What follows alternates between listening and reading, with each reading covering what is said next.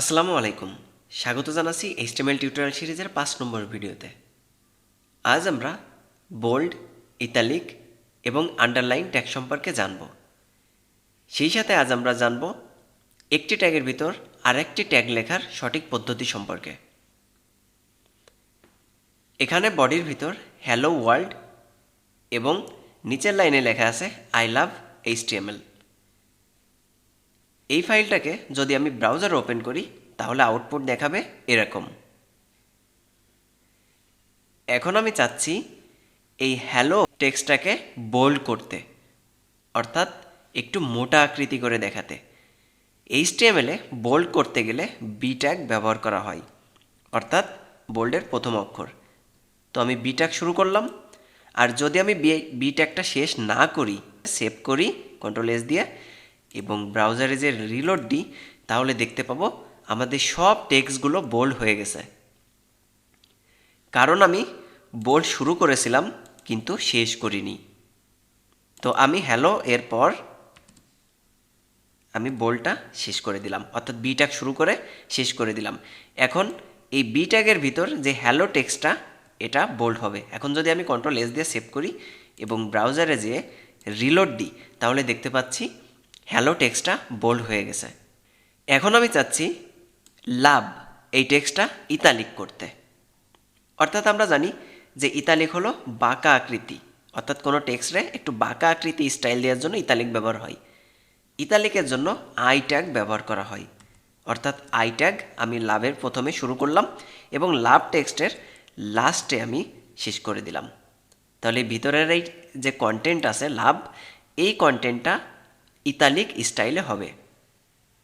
এখন যদি এটিকে আমরা সেভ করি, কন্ট্রোল-এস দিয়ে সেভ করলাম এবং ব্রাউজারে যেয়ে যদি রিলোড দিই, তাহলে দেখতে পাচ্ছি লাভ এই টেক্সটটা ইতালিক হয়ে গেছে, অর্থাৎ একটু বাঁকা আকৃতি হয়ে গেছে। এরপর আমরা চাচ্ছি এইচটিএমএল এই টেক্সটটা আন্ডারলাইন করতে, অর্থাৎ আন্ডারলাইন মানে নিচেই দাগ, অর্থাৎ নিচে লাইন করব। তো ঠিক আছে, আন্ডারলাইন করার জন্য এই এইচটিএমএল এই টেক্সটের প্রথমে ইউ ট্যাগ, অর্থাৎ আন্ডারলাইনের জন্য ইউ ট্যাগ ব্যবহার করা হয়।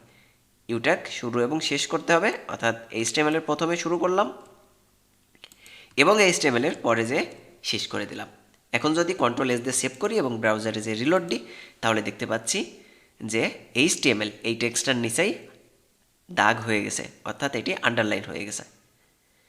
তাহলে আমরা দেখলাম বোল্ড করতে গেলে বি ট্যাগ ব্যবহার করা হচ্ছে, ইতালিক করতে গেলে আমরা আই ট্যাগ ব্যবহার করব এবং আন্ডারলাইন করার জন্য আমরা ইউ ট্যাগ ব্যবহার করব।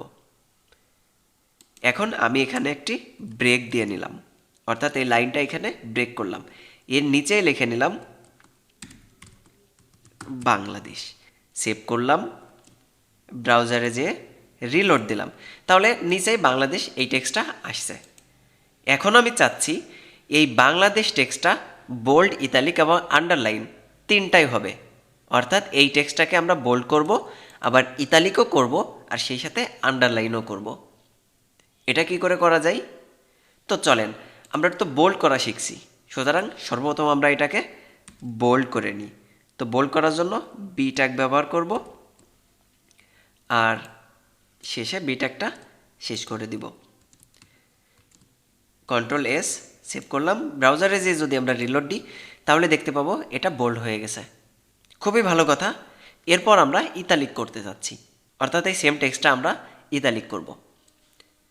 তাহলে আমি এডিটরে আসলাম এবং বি এর পর আই ট্যাগ যুক্ত করে দিলাম, কারণ আমরা জানি ইতালিকের জন্য আই ট্যাগ ব্যবহার করা হয়।